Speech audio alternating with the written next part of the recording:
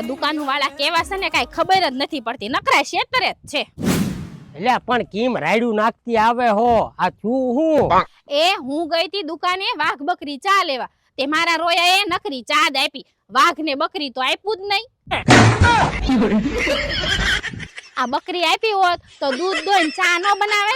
આ મારા રોયા કે શું ને આપે શું. બાવાનું કરવું હું ને ઈ જ નથી સમજાતું.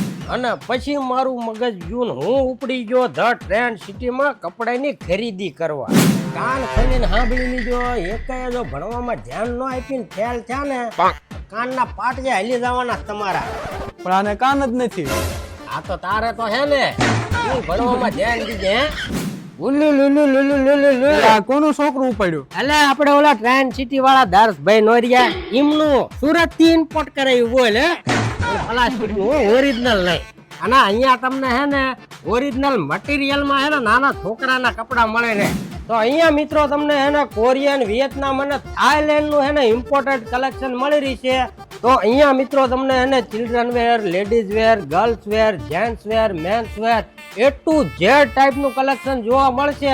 અને સાથે સાથે ક્રોક્સ ચપ્પલ બી અહીંયા તમને મળી રહેવાના છે.